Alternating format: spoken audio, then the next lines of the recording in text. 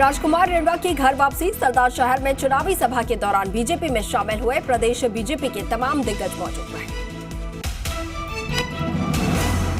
Party में शामिल होने के बाद रिणवा ने केंद्रीय नेतृत्व, प्रदेश नेतृत्व और जिला स्तरीय नेतृत्व के पदाधिकारियों का आभार जताया और सरदार शहर में हो रहे उपचुनाव में बीजेपी प्रत्याशी अशोक पिंचा को विजय बनाने का आह्वान किया। मुरारी लाल मीणा ने गहलोत पायलट की लड़ाई को लेकर बड़ा बयान यहां पर देते हुए कहा कि इस लड़ाई से पार्टी को बड़ा नुकसान हो रहा है और कोई भी कैसी भी प्रतिक्रिया दे, लेकिन उद्देश्य होना चाहिए पार्टी कैसे मजबूत हो। भारत जोड़ो यात्रा को लेकर दिल्ली कांग्रेस मुख्यालय में बैठक हुई। राजस्थान में यात्रा को लेकर हरीश चौधरी ने कहा कि राजस्थान में यात्रा ऐतिहासिक होगी। राजस्थान के राजनीतिक घटनाक्रम पर बोले कि राजस्थान की मीठी वाणी के अनुसार ही भाषाई मर्यादा होनी चाहिए।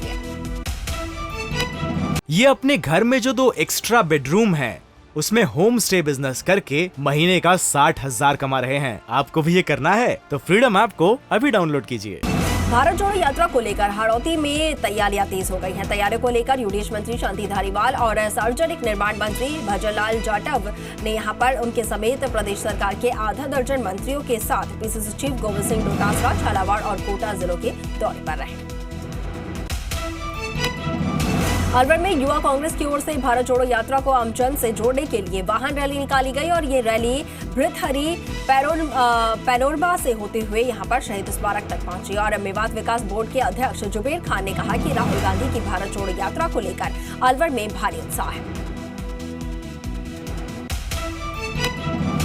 कांग्रेस सरकार के खिलाफ बीजेपी की जन आक्रोश रैली की तैयारियों को लेकर टॉक यहां पर पहुंचे कालीचरण सराफ ने गहलोत पायलट विवाद पर कहा कि राजस्थान मध्यावधि चुनाव की तरफ बढ़ रहा है और बीजेपी इसके लिए तैयार है।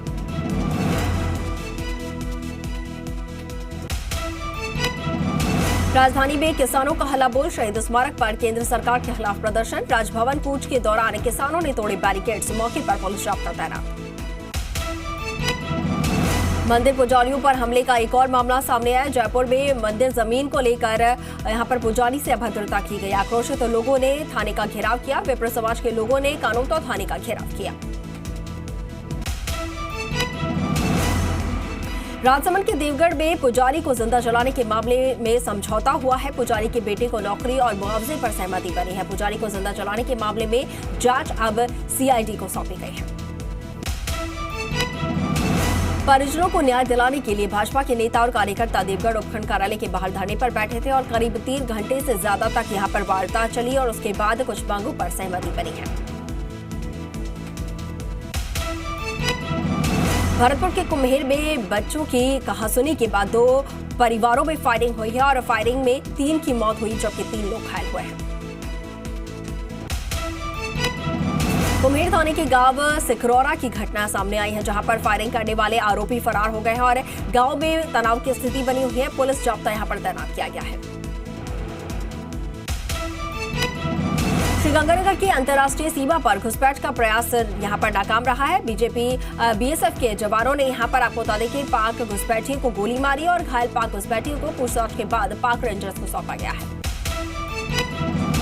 बाड़मेर जिले के भीमथल गांव में एक स्कूली बच्चे के साथ एक युवक द्वारा मारपीट करने का वीडियो सोशल मीडिया पर लगातार वायरल हो रहा है और वीडियो 2 से 3 दिन पुराना बताया जा रहा है, जिसके बाद पीड़ित बालक के पिता ने धोरीमना थाने में युवक के खिलाफ मारपीट का मामला दर्ज करवाया है।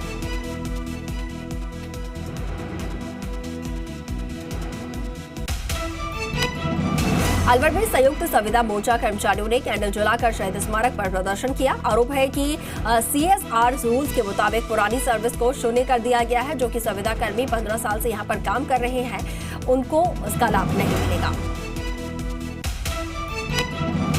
मसाला कंपनी के नाम पर व्यापारियों से लाखों रुपए की ठगी। गुस्साए हनुमानगढ़ के व्यापारियों ने कंपनी प्रतिनिधि को यहां पर बहाने से हनुमानगढ़ बुलाया और कमरे में ले जाकर उसकी जमकर पिटाई की।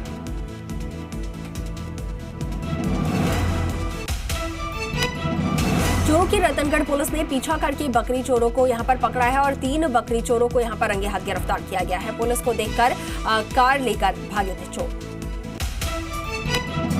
बाड़मेर जिले के रामजी का गोल स्थित नर्मदा नहर पंपिंग स्टेशन पर पिछले 10 दिनों से भारतीय किसान संघ के बैनर तले चल रहा महापड़ाव खत्म हुआ है। नर्मदा नहर विभाग के अधिकारियों की किसानों के साथ वार्ता सफल रही है।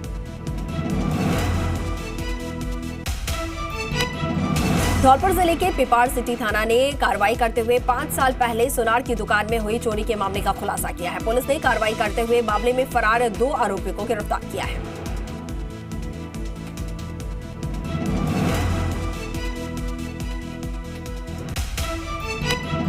भीलवाड़ा में सीवरेज लाइन के लिए खोदे गए गड्ढे और बेतरतीब ढंग से बने चैम्बर यहां पर हादसों को न्योता दे रहे हैं और सीवरेज चैम्बर से बचने के चक्कर में एक कार यहां पर पलट गई। कार में सवार 2 युवक गंभीर रूप से घायल हो गए हैं। दोनों का अस्पताल में इलाज जारी है।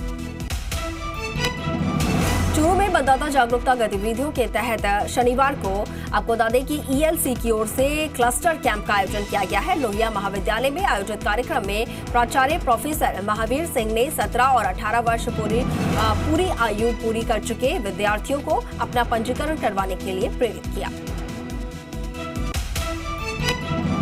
जैसलमेर के किसानों को खेती के लिए पर्याप्त बिजली नहीं मिलने से किसानों ने काठोड़ा गांव में यहां पर जीएसएस का घेराव किया है और जेईएन के आश्वासन पर किसानों ने धरना हटाया।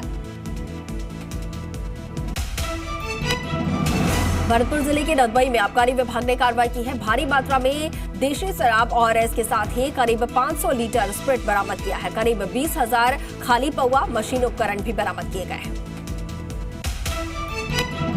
करौली में जिला स्पेशल टीम और खाद्य विभाग की कार्रवाई सामने आई, जहां पर रीको के पास सिंथेटिक पनीर बनाने की फैक्ट्री पकड़ी गई है और फैक्ट्री से पुलिस ने 300 किलो पनीर केमिकल यूरिया जब्त किया है। इसके साथ ही खाद्य स्वास्थ्य निरीक्षक ने सैंपल लेकर अपने पनीर को नकली जो पनीर है उसे नष्ट भी करवाया है।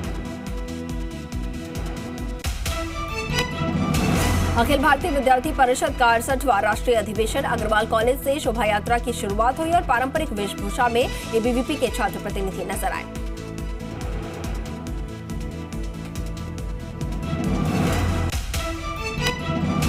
अलवर में मत्स्य उत्सव के आयोजन के तीसरे दिन विभिन्न कार्यक्रम आयोजित किए गए, जिसके तहत कंपनी बाग में फ्लोरल शो का आयोजन किया गया और नर्सरी की ओर से कई तरीकों के फूलों की प्रदर्शनी यहां पर लगाई गई। भाजपा के राष्ट्रीय महामंत्री एवं प्रदेश प्रभारी अरुण सिंह क्षेत्र के दौरे पर रहे और प्रदेश भाजपा में गुटबाजी को लेकर बोले कि भाजपा में किसी प्रकार की कोई गुटबाजी नहीं है। संविधान दिवस के मौके पर विश्व संवाद केंद्र की ओर से मालवीय नगर स्थित पाथे भवन में संगोष्ठी का आयोजन किया गया।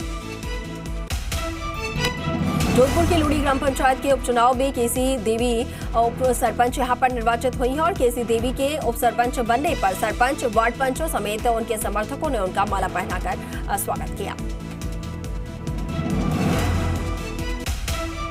ये अपने घर में जो 2 एक्स्ट्रा बेडरूम है उसमें होम स्टे बिजनेस करके महीने का 60,000 कमा रहे हैं। आपको भी ये करना है तो फ्रीडम ऐप को अभी डाउनलोड कीजिए।